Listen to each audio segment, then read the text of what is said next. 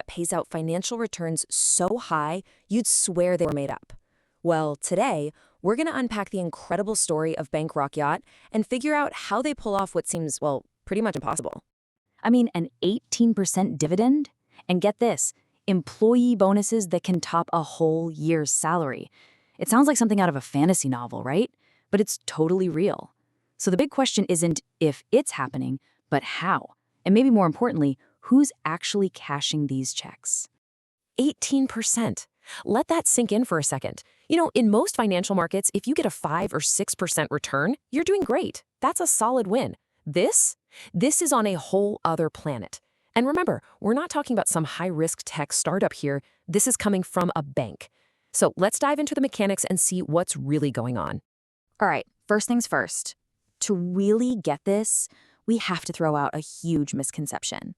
The biggest mistake you can make is trying to compare Bank Rakyat to giants like Maybank or CIMB. Honestly, they're not even playing the same game. So here's the fundamental difference, the real key.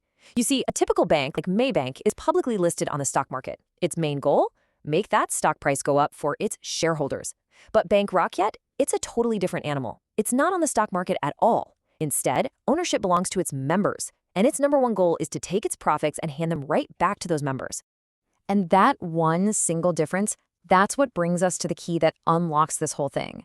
It all boils down to one simple but really powerful idea, the cooperative model. So what in the world is a cooperative? Well, it's pretty straightforward. It's basically an organization that's owned and run by its own members.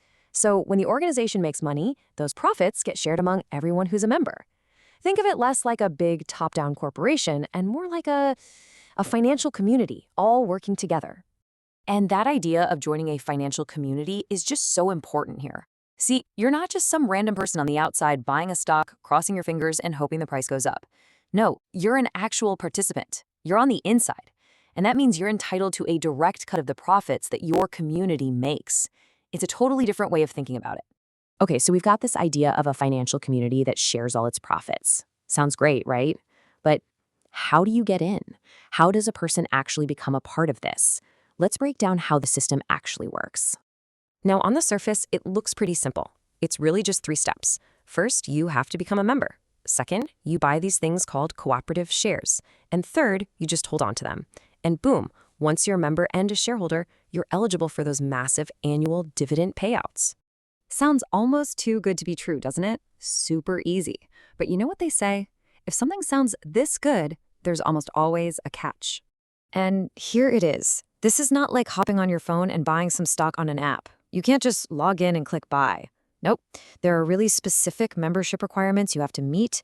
There are limits on how many shares you can even own. And very often, there are long waiting lists or you have to go through a formal approval process.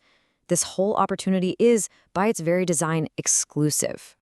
Okay, so that explains who gets the money. But it doesn't really explain where all this cash is coming from. I mean, how can any bank, anywhere, afford to pay out 18%? Well, the answer lies in a super specific and incredibly efficient business model. Let's call it their high-yield engine. See, Bank Rakyat is laser-focused. They don't try to be everything to everyone.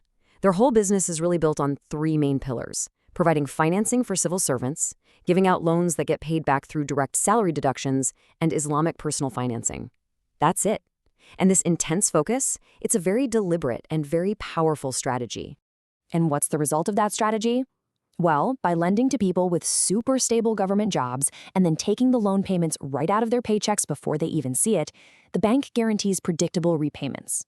The risk of someone defaulting is way, way lower, and all of that creates these strong, steady profit margins. That's the fuel for this whole high-yield engine. Okay, so we've talked about the cooperative structure, the exclusive membership, and that laser-focused business model. Let's pull all those pieces together now and look at the big picture. When you get right down to it, the whole story can be boiled down to a simple formula. You take a focused, high-margin business model, you add in a customer base of incredibly stable borrowers, and you wrap it all up in that cooperative structure. What do you get? You get extraordinary returns. It's that simple. So where do all those amazing profits go? Well, in a cooperative, they don't go to outside stockholders. They get shared internally. The members, who are the actual owners, they get the huge dividends.